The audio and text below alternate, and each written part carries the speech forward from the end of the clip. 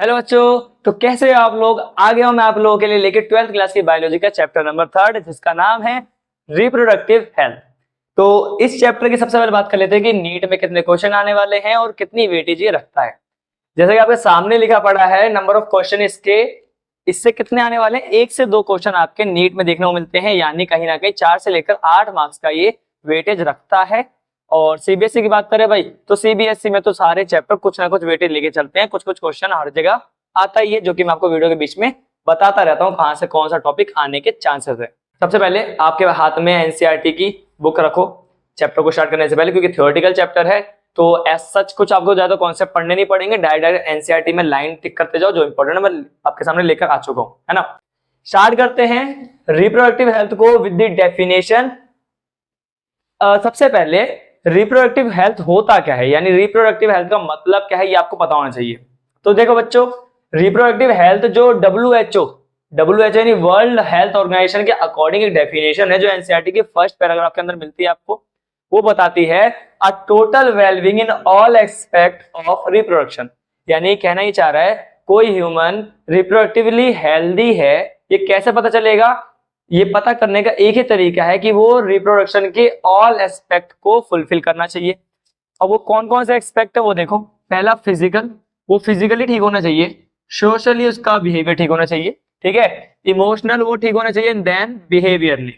अब होता है ना कि भाई कुछ लोग फिजिकली तो ठीक दिख रहे हैं लेकिन उनके दिमाग में क्या चल रहा है ये नहीं पता आप लोगों को, ठीक है। या फिर कुछ लोग सोशली आपका बिहेवियर कैसा है, आप किसी को देख के किस तरीके से रिएक्ट करते हो, डोमिनेट करते हो, क्या सोच रहे हो उसके बारे में, आप समझ सकते हो कि मैं क्या बोलना चाह रहा हूँ, ठीक है। हो सकता है कि कुछ लोगों का इमोशन अलग चल रहा हो। तो ये सारी चीजें होती है। टोटल 4 पॉइंट याद रखने आपको। पहला है आपका फिजिकल, दूसरा सोशल, तीसरा इमोशनल और चौथा है आपका बिहेवियर। ये सारे एस्पेक्ट में अगर कोई ठीक है देन हम उसे कहेंगे कि वो रिप्रोडक्टिवली हेल्दी पर्सन है। रिप्रोडक्टिव हेल्थ प्रोग्राम क्या है आप देखते हो इसमें ना, आप जब पढ़ोगे पैराग्राफ तो वहां मिलेगा आपको कि India was the amongst first country in the world जिसने क्या करा था, फैमिली प्लानिंग को इंट्रोड्यूस करा था, ठीक है। तो इंडिया के अंदर ही सबसे पहले फैमिली प्लानिंग को इनिशिएट किया गया था। ईयर याद रखना बहुत इंपॉर्टेंट है, वो है आपकी पहली फैमिली प्लानिंग थी, है ना। और कब हुआ था? 1951। यानी इंडिया ने सबसे पहले फैमिली प्रोग्राम को लेकर आया था कि भैया आपके पास एक प्रॉपर पैटर्न होना चाहिए कि कितनी फैमिली होनी चाहिए, फैमिली में कितने मेंबर होने चाहिए, ठीक है। तो ये चीज स्टार्ट करने वाली हमारी कंट्री इंडिया ही है, ठीक है। उसके बाद इंडिया ने थोड़ा सा इसी को और फैमिली प्लानिंग को थोड़ा और एडॉप्ट करा और उसको कन्वर्ट करके उसका नाम रखा RCH, यानी reproductive and child health care, ठीक है। यानी आपको अपने रिप्रोडक्टिव पार्ट्स, रिप्रोडक्टिव सिस्टम, इनके बारे में तो पता होना चाहिए ही चाहिए, उसी के साथ साथ आपको अपने बच्चों की हेल्थ केयर पर भी ध्यान देना है। RCH ये बताता है। अब ये सारी फैमिली प्लानिंग जो स्टार्ट हुई थी, इसका मेन मोटिव क्या था, ऑब्जेक्टिव क्या था? तो देखो, to aware people about reproduction related aspect, यानी रिप्रोडक्शन के रिलेटेड किस तरीके से आपको नॉलेज होनी चाहिए, ये चीज मेन इनका काम था, है ना। काफी लोगों को नॉलेज नहीं होती कि रिप्रोडक्शन क्या है, किस तरीके से करना है, उनको रिप्रोडक्टिव पार्ट के बारे में नहीं पता होता, नॉलेज नहीं होती है। तो इस चक्कर में सबसे पहला तो मोटिव ये हुआ करता था RCH का कि आप लोगों को रिप्रोडक्शन एस्पेक्ट के थ्रू चीजें बताई जाए। Then provide facility and support to create a reproductively healthy society. देखिए RCH का सेकंड मोटिव ये था कि अपने आसपास एक सोसाइटी बनाई जाए जो कि पूरी तरीके से रिप्रोडक्टिवली हेल्दी हो। इट मींस उनके अंदर किसी टाइप की बीमारी ना हो जो कि एक बंदे से दूसरे में ट्रांसमिट हो जाए, ठीक है भाई। तो इस तरीके से RCH के कुछ ऑब्जेक्टिव थे, कुछ स्ट्रेटेजीज थी। आप जब एनसीईआरटी पढ़ने जाओगे ना, वहां पे आपको स्ट्रेटेजी मिलेगी कि वो चाहते थे सबसे पहले ऐसे लोगों को अप्रोच करना जिनकी अभी हाल ही में शादी हुई है, न्यूली कपल, या फिर उन लोगों को अप्रोच करना जो कि अभी जिनकी शादी की उम्र है, ठीक है। उनको बताना कि भाई किस तरीके से आपको अपने रिप्रोडक्टिव पार्ट का ख्याल रखना है, या किस तरीके से आपको पॉपुलेशन का ध्यान रखना है, या किस तरीके से आपको कॉन्ट्रासेप्शन मेथड के बारे में पता होना चाहिए, प्रेग्नेंट वुमेन का कैसे केयर करना है ये आपको पता होना चाहिए, या फिर पोस्ट नेटल वुमेन का एंड चाइल्ड का आपको क्या करना चाहिए, अच्छे से देख रेख करनी चाहिए, है ना। उसके बाद आपको बॉय को और गर्ल को दोनों को ही एक इक्वल अपॉर्चुनिटी देनी चाहिए, ठीक है ना। पॉपुलेशन को ज्यादा बढ़ने नहीं देना है, इस वजह से आपको पॉपुलेशन को कंट्रोल भी करना है। एंड एट द एंड आपको सोशल इविल से, सेक्सुअल इविल से भी बच के रहना है। यानी आपके घर में जो छोटे बच्चे हैं जिनको नहीं पता कि ये चीजें क्या होती हैं, उनको ये बता के रखना है कि भाई कुछ ऐसे लोग होते हैं, कुछ फैमिली के मेंबर होते हैं जो मतलब जिनके दिमाग कहीं और चल रहा होता है और वो कुछ हरकतें ना करें। और इसीलिए आपको अपने घर के छोटे बच्चों को, चाहे वो लड़का हो या लड़की, उनको अवेयर करना होता है इनके बारे में, रिप्रोडक्टिव पार्ट के बारे में, and good touch and bad touch के बारे में। तो ये सारा आपका RCH का प्रोग्राम हुआ करता था, ठीक है। तो आई होप सो कि आपको ये समझ में आ गया होगा कि रिप्रोडक्टिव हेल्थ प्रोग्राम क्या होता था।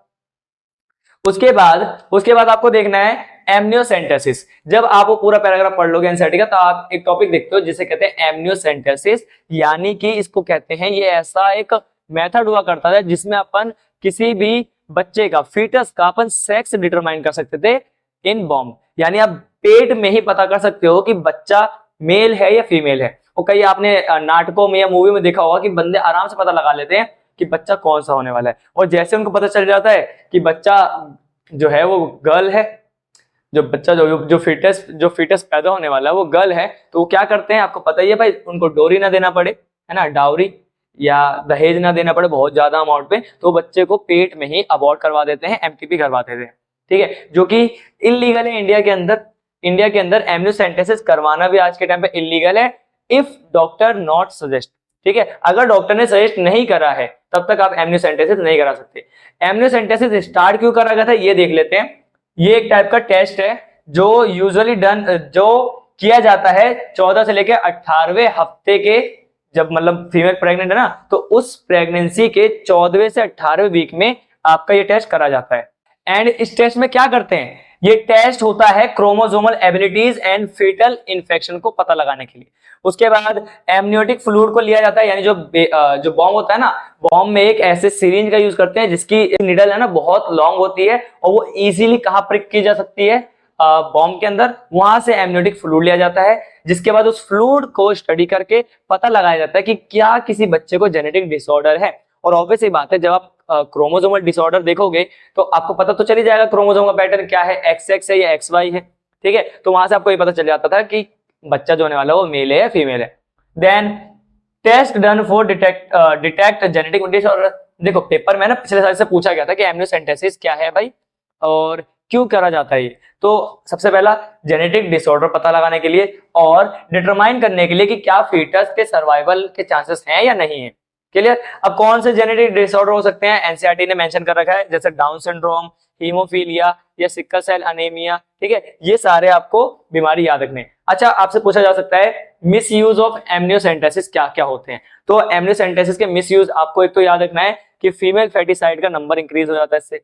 फीमेल फैटिसाइड का मतलब होता है कि बच्चे का पता चल जाने से अगर फीमेल है पेट में तो उसको वहीं पर अबॉर्ट करा दिया जाता है, जिसकी वजह से जो रेशियो है सेक्स रेशो उसके अंदर गिरावट आ जाती है, यानी मतलब वो डिसबैलेंस हो जाता है, जिसकी वजह से आपको बहुत बड़ा लॉस देखने को मिलता है।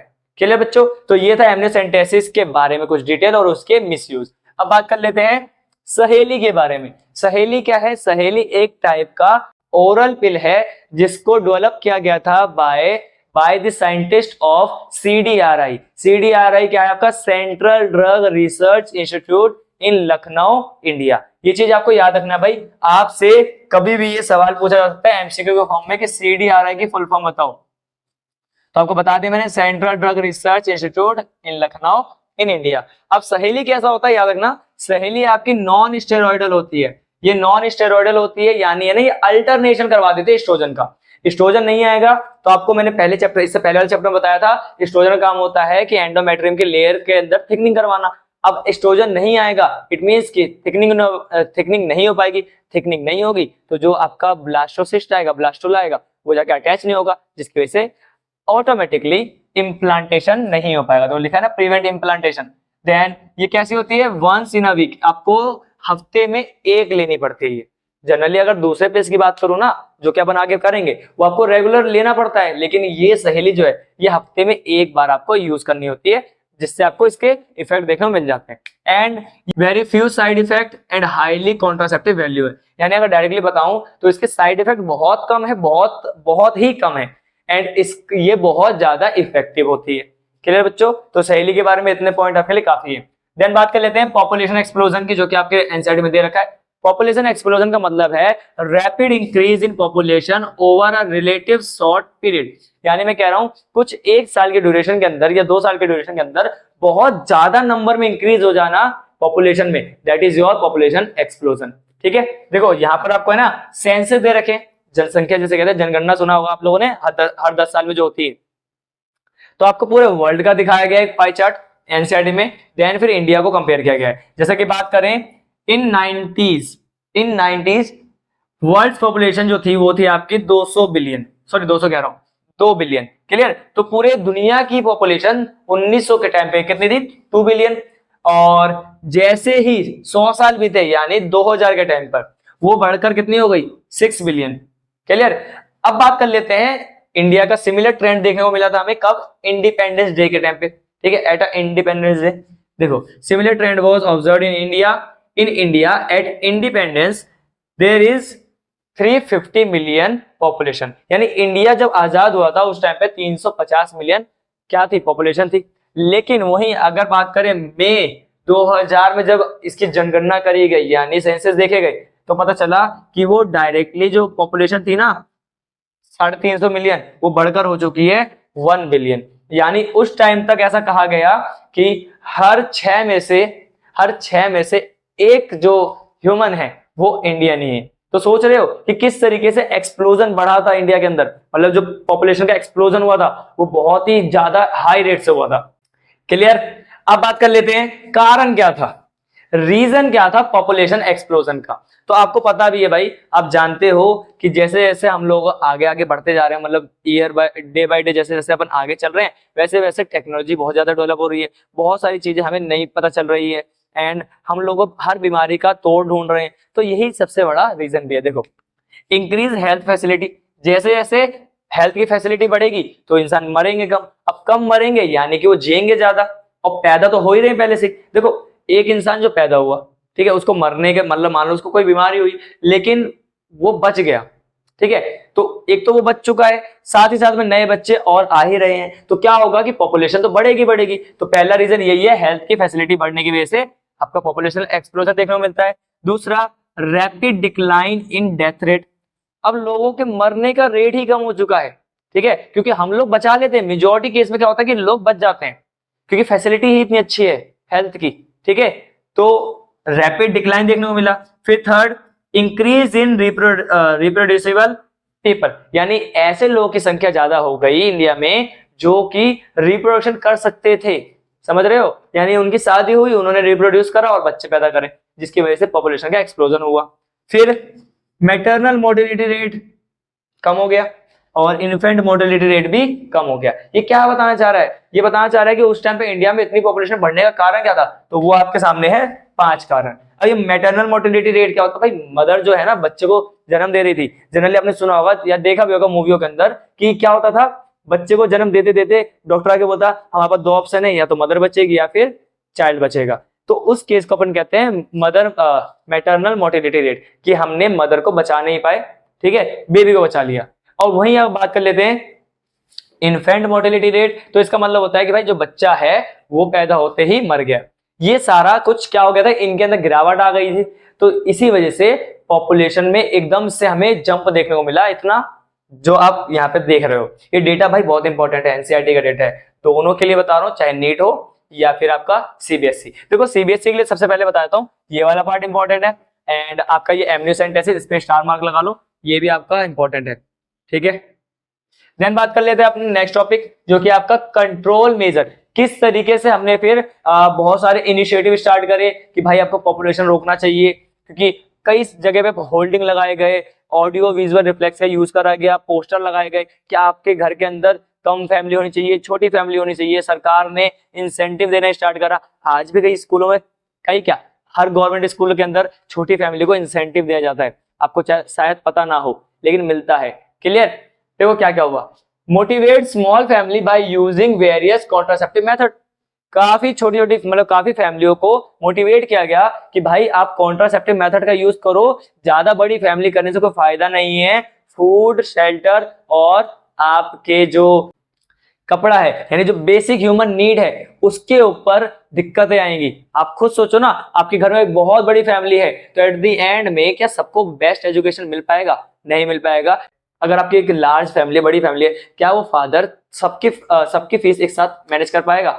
इम्पॉसिबल है भाई, ठीक है। तो इसीलिए इस तरीके से लोगों को मोटिवेट किया गया। देन कुछ नारे निकाले गए, स्लोगन का यूज करा गया, हम दो हमारे दो, बच्चे दो ही अच्छे। ये आप लोगों ने सुना भी होगा, ठीक है। नहीं सुना तो ये स्लोगन याद कर लेना, आपसे पूछ सकते हैं कि किस तरीके से मेजर किया गया पॉपुलेशन ग्रोथ को, ठीक है। फिर statutory raising of marriageable age of the female to 18 year and that male of 21 year. ये वही चीज है कि आप लोग मतलब सरकार ने क्या कर दिया कि एक फिक्स एज को, मतलब मैरिज करने की एक एज को फिक्स कर दिया गया। लड़कियों के लिए वो 18 कर दिया गया एंड लड़कों के लिए वो 21 कर दिया गया। क्लियर बच्चों? देन बात कर लेते हैं फीचर ऑफ आइडियल कॉन्ट्रासेप्टिव की, जो कि इंपॉर्टेंट है, ठीक है। इस पे भी आप स्टार मार्क लगाओगे क्योंकि कई बार ये पूछा जा चुका है। एक आइडियल फीचर, मतलब एक आइडियल कॉन्ट्रासेप्शन के क्या क्या फीचर होते हैं? सबसे पहला कि जो आपका आइडियल कॉन्ट्रासेप्टिव होता है ना, वो आपको इजीली अवेलेबल होना चाहिए। ऐसा नहीं है कि आपको उसे ढूंढने के लिए आपको जगह जगह जाने की जरूरत पड़ेगी, कि मतलब आपको कहीं मिल ही नहीं रहा। आपका जो कॉन्ट्रासेप्टिव होगा ना, वो आपको इजीली अवेलेबल होगा हर स्टोर पर, वो भी मेडिकल स्टोर पर, ठीक है।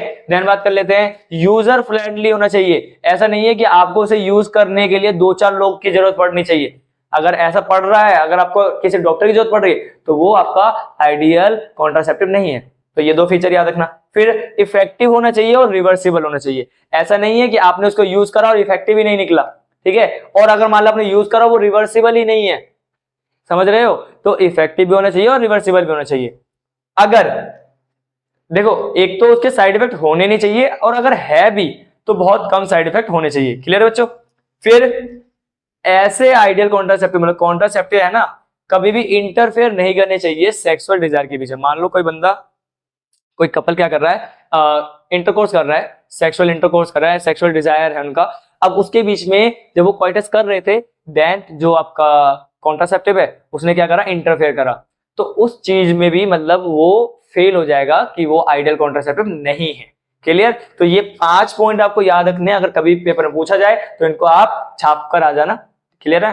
देन बात कर लेते हैं आप कॉन्ट्रासेप्शन की। तो इतनी देर से बात कर रहे हैं, होता क्या है कॉन्ट्रासेप्शन? तो कॉन्ट्रासेप्शन कुछ और नहीं, इट इज अ मेथड और system which allows sexual intercourse but prevent pregnancy. मतलब कि ये क्या करता है, ये ऐसा सिस्टम है, ये डिवाइस है, ये मेथड है जो आपको सेक्स करने को तो अलाउ करता है, लेकिन प्रेगनेंसी को होने से रोक देता है, ठीक है। तो अगला टॉपिक अपना यही है कि कॉन्ट्रासेप्शन के मेथड क्या है, क्या क्या है, और कितने टाइप के कॉन्ट्रासेप्शन आपको देखने हैं। चलिए मैं साइड हो रहा हूं, आप इसे नोट डाउन कर लीजिए। तो चलिए अब देख लेते हैं कॉन्ट्रासेप्टिव के मेथड कौन कौन से हैं। देखिए, सबसे पहले आपके पास 2 मेथड होते हैं, जिसे अपन कहते हैं परमानेंट टेम्पररी मेथड या परमानेंट मेथड। टेम्पररी के अंदर आपको कुछ टाइप देखने को मिलते हैं, जिसे अपन कहते हैं नेचुरल हो गया आपका, सबसे पहला नेचुरल है, दूसरा बैरियर मेथड है, तीसरा आईयूडीज है। आपको पता ही है आईयूडीज की फुल फॉर्म क्या होती है, 10th में पढ़ा होगा आपने, इंट्रा यूटेराइन डिवाइसेस। चौथा है आपके पास ओसीपीज, ओसीपी मतलब ओरल कॉन्ट्रासेप्टिव पिल्स। देन 5वां है आपके पास इंजेक्टेबल या इम्प्लांट्स, इनके भी काम बिल्कुल ओसीपीज की तरह होते हैं। फिर आपका सेकंड टाइप आया था परमानेंट मेथड, जिसे अपन क्या कहते हैं, सर्जिकल मेथड भी कहते हैं, या स्टरलाइजेशन भी कहा जाता है, या टर्मिनेशन प्रोसेस भी कहते हैं। क्लियर बच्चों? सबसे पहले अपन टेम्पररी मेथड देखेंगे, उसमें भी देखेंगे अपन नेचुरल। पहले नेचुरल मेथड, अच्छा ये बता दूं पहले ही आपसे, है ना, इसके ऊपर सवाल बन सकता है आपके पेपर में, ठीक है। तो इसको आप अच्छे से एक बार समझ के चलना, जो भी बताऊंगा मैं। और भाई पहले रिक्वेस्ट कर रहा हूँ कि एनसीईआरटी बगल में रखना अपने। देखो, नेचुरल या ट्रेडिशनल इसे मेथड कहा जाता है, इसके अंदर 3 टाइप होते हैं। 3 कौन कौन से? एक होता है आपका पीरियोडिक एब्स्टिनेंस, दूसरा होता है आपका विड्रॉल मेथड, जिसे अपन क्या कहते हैं, कॉइटस इंटरप्टस, और तीसरा होता है आपका लैक्टेशनल एमेनोरिया, ठीक है। तो सबसे पहला है आपका पीरियोडिक एब्स्टिनेंस। पीरियोडिक एब्स्टिनेंस को अपन कैलेंडर मेथड भी कहते हैं, रिदमिक मेथड भी कहा जाता है। कैलेंडर मेथड से आपको समझ में आ रहा होगा, कहीं ना कहीं डेट के आगे पीछे ये मेथड यूज किया जाता है। देखो क्या होता है, इसमें अपन अवॉइड करते हैं कॉइटस को फ्रॉम 10 to 17th डे।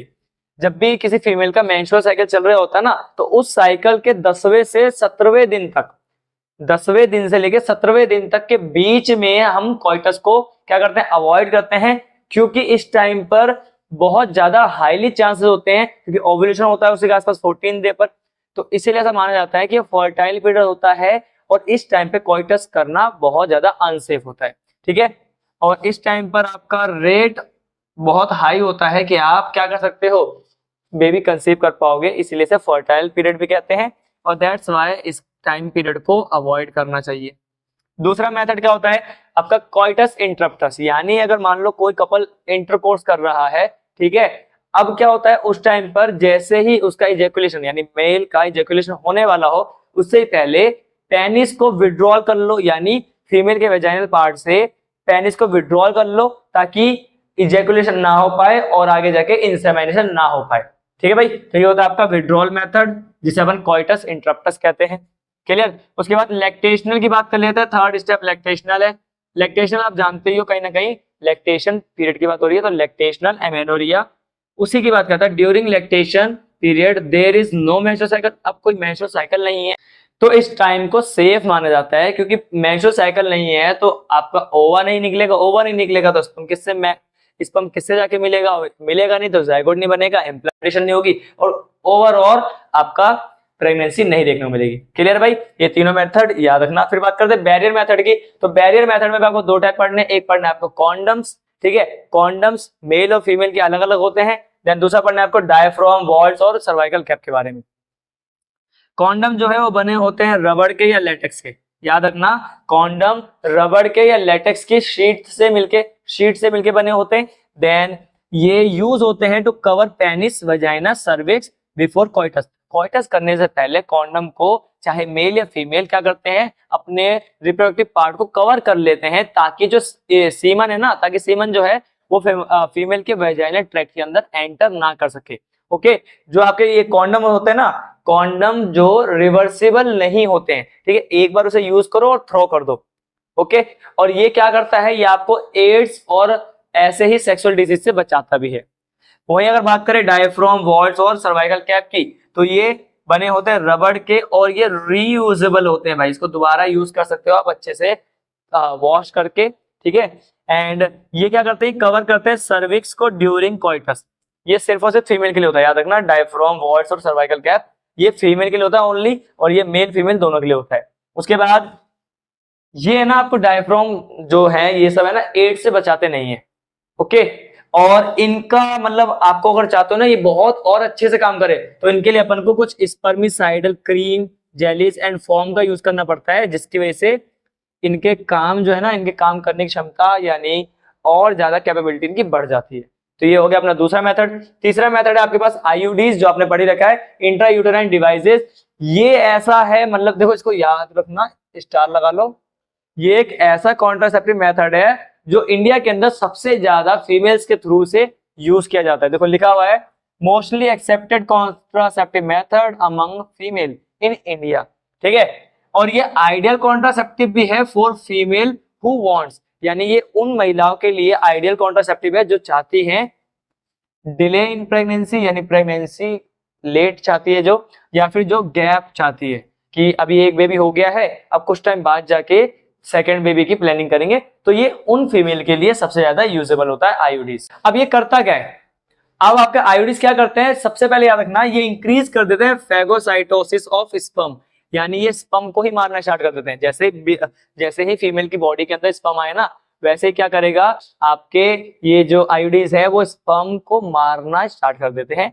3 तरीके के ये होते हैं, पहला है आपका नॉन मेडिएटेड, दूसरा है आपका कॉपर रिलीजिंग, तीसरा है आपका हार्मोनल रिलीजिंग या हार्मोन रिलीजिंग, ठीक है। एग्जांपल याद रखना, जो नॉन मेडिकेटेड का है वो है आपका लिप्स लूप, कॉपर रिलीजिंग में आ जाता है आपका कॉपर टी, कॉपर 7, मल्टीलोड 375। इनके एग्जाम्पल के बेस पर आपसे सवाल पूछ सकते हैं, बताओ कि कॉपर रिलीजिंग कौन सा आईयूडीज है, या हार्मोन रिलीजिंग कौन सा है, या नॉन मेडिकेटेड कौन सा है, ये याद रखना। उसके बाद इनके काम याद रखना, जो कॉपर रिलीजिंग को क्या करता है, सप्रेस कर देता है स्पर्म मोटिलिटी, यानी है ना उसकी स्पीड को ही कम कर देता है, और कैपेसिटी यानी फर्टिलाइजेशन यानी फर्टिलाइजिंग कैपेसिटी को भी क्या कर देता है, कम कर देता है। याद रखना जो कॉपर रिलीजिंग है वो स्पर्म की मोटिलिटी यानी स्पीड को कम कर देगा। दूसरा कि अगर मान लो कोई गलती से वहां पहुंच भी जाता है ओवा के पास, तो वो कैपेसिटी नहीं है उसके पास कि वो फर्टिलाइज कर दे उस एग को। क्लियर है। देन बात कर लेते हैं थर्ड की हार्मोन रिलीजिंग। ये क्या करता है, इसके एग्जांपल याद रखना, प्रोजेस्टेरोन एंड दूसरा है LNG-20। ठीक है भाई, ये क्या करता है, ये आपके यूट्रस को अनसुटेबल बना देता है इम्प्लांटेशन के लिए। यानी भाई अब इम्प्लांटेशन के वो लायक ही नहीं बचता यूट्रस कि वहां पर जाके ब्लास्टुला जाकर अटैच हो सके। और तो और ये सर्विक्स को हॉस्टाइल बना देता है स्पर्म के लिए। यानी हॉस्टाइल मतलब कि वहां पर स्पर्म सर्वाइव भी नहीं कर सकता। समझ रहे हो, आईओडीज का ये काम होता है। और ये तीनों टाइप का आईओडीज पूछे जाते हैं, इसीलिए बोल रहा हूं आपका आईओडीज याद रखना है, बहुत इंपॉर्टेंट। फोर्थ कॉन्ट्रासेप्टिव का मेथड है आपके पास ओसीपी। ओसीपी कुछ और नहीं है, ओरल कॉन्ट्रासेप्टिव पिल्स। अब ये पिल्स आप नाम में ही देख रहे हो तो कहीं ना कहीं टैबलेट के फॉर्म में आता है या पिल्स की फॉर्म में आता है। ठीक है भाई, और it can be in two form. ये दो तरीके का हो सकता है, एक जिसके अंदर ऐसी पिल्स जिसमें सिर्फ और सिर्फ प्रोजेस्टेरोन मिल रहा हो आपको, या दूसरी ऐसी पिल जिसके अंदर प्रोजेस्टेरोन प्लस में एस्ट्रोजन दोनों का कॉम्बिनेशन मिल रहा हो। ठीक है, तो एक तो है सिंपल, दूसरी है कॉम्प्लेक्स पिल। क्लियर है भाई। तो अगर आपसे बोलूं ना सिंपल पिल जिसके अंदर सिर्फ और सिर्फ प्रोजेस्टेरोन मिलता है, तो उसका एग्जांपल है, याद रखना, mini pills. Mini pills example है ऐसे पिल्स का जिसके अंदर सिर्फ एक ही आपको कंपोजिशन मिलेगा जो कि प्रोजेस्टेरोन होगा या फिर एस्ट्रोजन होगा। लेकिन अगर आपको दोनों ही मिल रहे हैं उसके अंदर तो वो आपका कॉम्प्लेक्स पिल्स है। और इसके एग्जांपल आपके माला डी माला एन है, याद रख लेना, अगर याद रख सकते हो तो माला डी माला एन। उसके बाद डोजेज याद रखना, डोजेज पिल्स को कैसे लेना होता है भाई, जब से फीमेल के अंदर मेंस्ट्रुअल साइकिल स्टार्ट होती है यानी डे वन से ही टैबलेट लेनी होती है और 21 डे तक इसको लेना पड़ता है एंड 7 दिन का बीच में गैप होता है। अब क्या होता है कि आप खुद सोचो कि अगर आपने 21 दिन तक टैबलेट ली है, 7 दिन आपने छोड़ दिया, तो आपकी जो मेमोरी होती है आप कई बार भूल जाते हो कि आपको भाई फिर डे वन से आपको मेडिसिन लेनी थी। तो इसीलिए क्या होता है आजकल जो आपकी ओसीपीज होती है ना, उनके अंदर 7 आयरन की गोलियां आती है, उसको भी आप जनरली खा सकते हो, कोई भी खा सकता है उसको। ठीक है, और ये ऐसा इसलिए करा जाता है ताकि आप 21 दिन तक तो अपनी नॉर्मल ओसीपी लो, उसके बाद 7 दिन वो गोलियां खाओ, फिर अगेन दोबारा से अपना न्यू पैकेट, न्यू पत्ता जो होता है ना गोली का, वो ओपन कर लो। अच्छा, ये आपको ओसीपी कब तक लेनी होती है, जब तक आप बेबी कंसीव नहीं करना चाहते हो तब तक आपको ओसीपी लेना पड़ता है। ठीक है भाई, ये क्या करता है, ये इनहिबिट करता है ओव्यूलेशन को और इम्प्लांटेशन को। सिंपल सी बात है, इनहिबिट कर देगा कि ओव्यूलेशन को और साथ ही साथ इम्प्लांटेशन को भी। फिर बात कर लेते हैं अपने पांचवे कॉन्ट्रासेप्टिव मेथड की, जो कि है आपका इंजेक्टेबल और इम्प्लांट। इंजेक्टेबल की बात करता हूं तो आपको इसके अंदर एक इंजेक्शन मिलता है डोपा प्रोवेरा करके। वो हर 3 महीने के अंदर जिस फीमेल को प्रेग्नेंट नहीं होना या प्रेगनेंसी नहीं चाहती है, बेबी नहीं चाहती है वो, तो उसको हर 3 महीने में वो इंजेक्शन लगवाना पड़ता है। ठीक है, एंड वही बात कर ले इम्प्लांट की, तो इसके अंदर 6 मैच स्टिक लाइक कुछ कैप्सूल होते हैं जिसको अंडर स्किन लगा दिया जाता है, डॉक्टर के थ्रू लगाया जाता है। और वो भी क्या होता है, उनके अंदर भी आपको कॉम्बिनेशन मिलता है प्रोजेस्टेरोन प्लस एस्ट्रोजन का, या सिंगल प्रोजेस्टेरोन या फिर एस्ट्रोजन का। ठीक है बच्चों, इनका काम भी बिल्कुल ओसीपी के तरह है। ये भी क्या करते हैं, ओव्यूलेशन को और इम्प्लांटेशन को अवॉइड करवाते हैं या प्रिवेंट करवाते हैं या फिर इनहिबिट करवाते हैं। ठीक है भाई, mode of action both similar as OCP, it is for long duration. अब ये है ना बहुत लंबे टाइम तक रहता है भाई, जो आपका ये बताया ना मैंने इम्प्लांट, ये कुछ जब तक आपको बेबी नहीं चाहिए तब तक ये रहता ही रहता है। ठीक है भाई, तो धीरे धीरे अपना असर दिखा रहे होते हैं। क्लियर। उसके बाद बात कर लेते हैं आपका परमानेंट मेथड की। तो परमानेंट मेथड के अंदर मैंने आपको बता ही दिया कि आपको पढ़ना है सर्जिकल मेथड, जिसका दूसरा नाम टर्मिनेशन मेथड है, या फिर आप बोल सकते हो स्टरलाइजेशन होता है। मेल में अलग होता है, फीमेल में अलग होता है। मेल्स के अंदर अपन कहते हैं वेसेक्टोमी, फीमेल के अंदर अपन कहते हैं ट्यूबेक्टोमी। वेसेक्टोमी में क्या करते हैं, small part of vast difference is remove. Vast difference था उसका स्मॉल पार्ट रिमूव कर देते हैं और उसको फिर टाइड अप कर दिया जाता है through small incision on scrotum. पूछेंगे कि अगर आपको वास्ट डिफरेंस काटना है तो आप उसके लिए कहाँ पे कट लगाओगे, तो स्क्रोटम के थ्रू कट लगाकर क्या करा जाता है, वास्ट डिफरेंस को कट करा जाता है। ठीक है भाई, वहीं अगर बात करें ट्यूबेक्टोमी की, तो ट्यूबेक्टोमी में स्मॉल पार्ट कट कर दिया जाता है फैलोपियन ट्यूब का और उसको टाइड अप कर दिया जाता है। और इंसिजन कहाँ लगता है, या तो आप एब्डोमेन में लगा सकते हो इंसिजन, या फिर वेजाइना के थ्रू आप इंसिजन लगा सकते हो। क्लियर है भाई, ये था आपका परमानेंट मेथड। अच्छा, परमानेंट मेथड एक बात याद रखना, इफेक्टिव तो बहुत ज्यादा होता है, ठीक है, बहुत ही ज्यादा इफेक्टिव होता है, बट इसका एक लॉस ये है कि ये रिवर्सिबल नहीं होता, ठीक है, ये इरिवर्सिबल होता है, ये आप वापस एक बार आपने करवा लिया तो आप वापस इसको रिमूव नहीं कर सकते, ठीक है भाई। तो ये था हमारा कॉन्ट्रासेप्टिव मेथड के टाइप्स। अब बच रहा है अपना MTP, sexual transmitted disease and art, ये भी पढ़ते हैं फटाफट से और इस चैप्टर को भी खत्म करते हैं। मैं साइड हो रहा हूं, आप इसे नोट कर लो।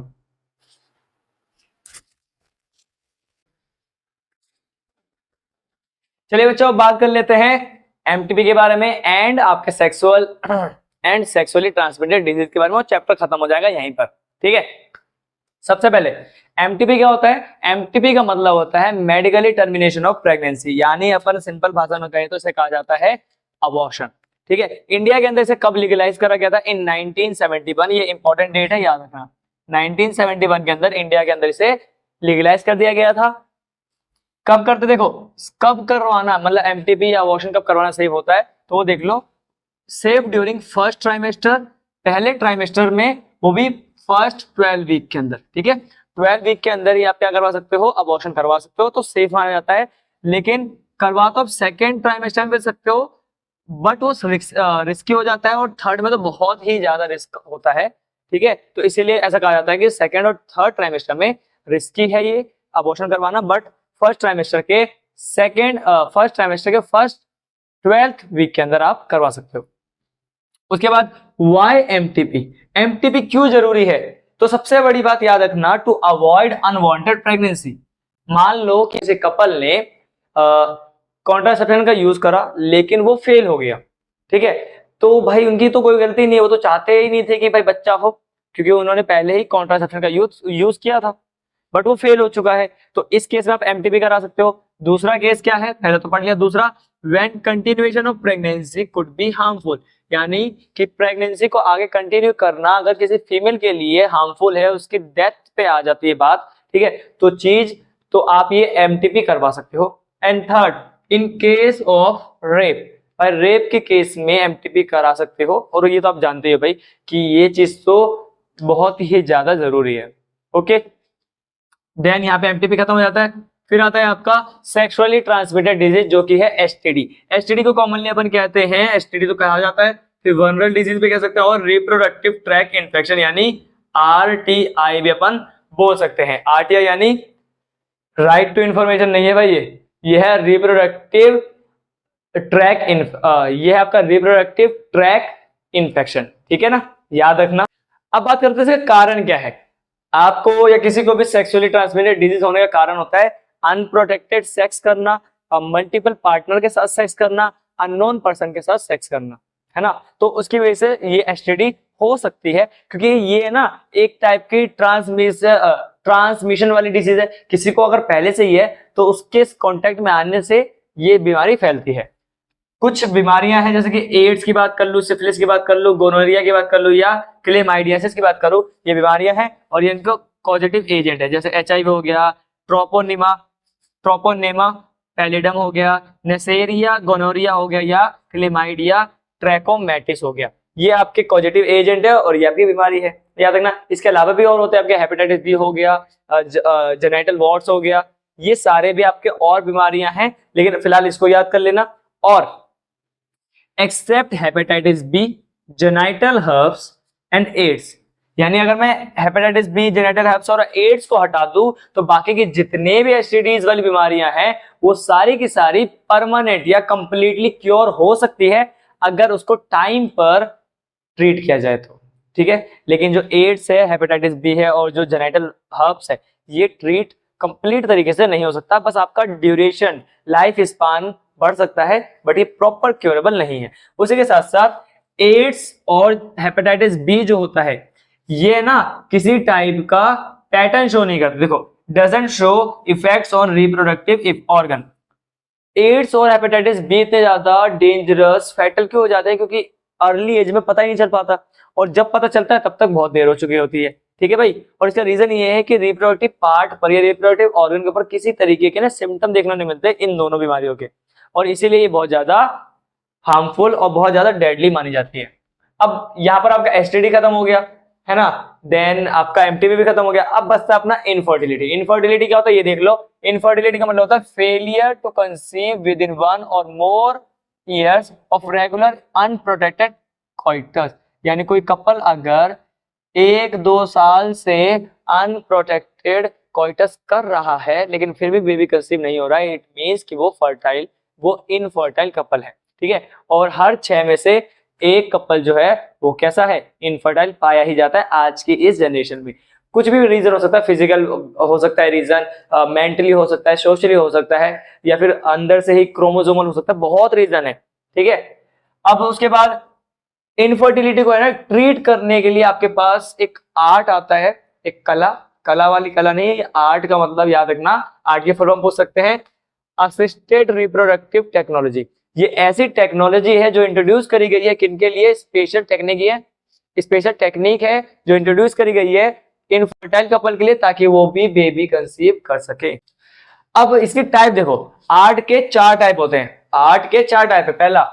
पहला है इन विट्रो फर्टिलाइजेशन, दूसरा है गैमेट इंट्राफैलोपियन ट्रांसफर, तीसरा है इंट्रासाइटोप्लाज्मिक स्पर्म इंजेक्शन, और चौथा है आर्टिफिशियल इंसेमिनेशन। सबसे पहले बात करेंगे इन विट्रो फर्टिलाइजेशन की। आपने सुना ही होगा आईवीएफ, जिसको अपन टेस्ट ट्यूब बेबी प्रोग्राम भी कहते हैं। इसमें क्या करते हैं, किसी डोनर वाइफ का एग ले लेते हैं और डोनर हस्बैंड जो होता है उसका स्पर्म ले लेते हैं। इन दोनों को एक लेबोरेटरी के अंदर एक फिक्स क्लाइमेट के अंदर क्या करते हैं, जाइगोट बनवाते हैं इनसे, ठीक है। कुछ कंडीशन फिक्स होती है, उसे जाइगोट बनता है, और अब जाइगोट को है ना और डेवलप करवाते हैं। अगर वो 8 सेल की स्टेज में चला गया, यानी 8 ब्लास्टोमियर तक पहुंच गया, जिसे कहते हैं अपन अर्ली मोरुला, तो उसको अगर आपने फैलोपियन ट्यूब के अंदर डाल दिया, देखो अगर 8 सेल स्टेज है यानी 8 ब्लास्टोमियर है, और उसको अपन ट्रांसफर कहां करते हैं, फैलोपियन के अंदर करते हैं, तब जब जाके बनता है आपका जिफ्ट। इस प्रोसेस को कहते हैं हम जिफ्ट, यानी जाइगोट इंट्राफैलोपियन ट्रांसफर। कब, जब ब्लास्टोमियर 8 सेल स्टेज पर हो। और अगर इससे ज्यादा हो जाता है तो उसको हम कहते हैं IUT, यानी इंट्रा यूटेराइन ट्रांसफर। देखो यहाँ पे लिखा embryo with more than 8 blastomere can transfer into the direct uterus, ठीक है भाई। यहाँ पे देख रहे हो यूट्रस है और यहाँ पर फैलोपियन ट्यूब, ओके। फिर बात कर लेते हैं सेकंड आपका गैमेट इंट्राफैलोपियन ट्रांसफर। अब नाम में ही लिखा पड़ा भाई, कहीं ना कहीं गैमेट की बात होने वाली है। देखो एक डोनर फीमेल लेते हैं हम, ये कब करते हैं, ये तो आपको पता चल गया होगा, आप जानते हो। ये देख लो ये कब होता है, जब एक फीमेल ऐसी है, मतलब एक फीमेल है जो एग प्रोड्यूस नहीं कर पाती, लेकिन वो एनवायरमेंट और डेवलपमेंट करने में कैपेबल है, ठीक है ना। यानी उसके अंदर से एग नहीं बन रहा है, लेकिन अगर उसके अंदर एग आ जाए और स्पर्म आ जाए, यानी मोर और लेस जाइगोट आ जाता है, तो वो बेबी को आराम से कंसीव कर सकती है, ठीक है, प्रेग्नेंट हो सकती है और आगे जाके डिलीवरी भी करवा सकती है, ठीक है ना। तो ये उन फीमेल के लिए होता है। तो क्या करते हैं ऐसे केस में, एक डोनर फीमेल ढूंढा जाता है जो एग डोनेट कर सके, ठीक है। तो वो एग देती है और इस एग को फैलोपियन ट्यूब में ट्रांसफर कर दिया जाता है उस लेडी के अंदर जो कैपेबल नहीं होती एग प्रोड्यूस करने के, ठीक है।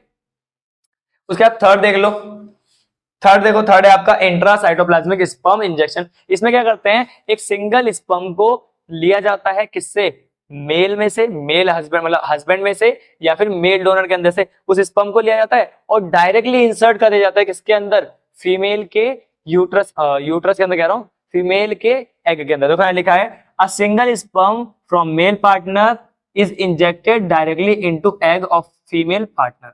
क्लियर है, तो ये तो इजी है। देन ये वाला भी आपके सामने जो है ये भी इजी है। क्या होता है इसमें भी, आर्टिफिशियल इंसेमिनेशन होता है। इसमें क्या करते हैं, सीमन लेते हैं, सीमन फ्रॉम हस्बैंड, या तो हस्बैंड से सीमन लेंगे या किसी मेल डोनर से लिया जाएगा और उसको क्या करेंगे, आर्टिफिशियली इंट्रोड्यूस कर दिया जाएगा वेजाइना के अंदर, ठीक है। आर्टिफिशियली उसे वेजाइना के अंदर डाल दिया जाएगा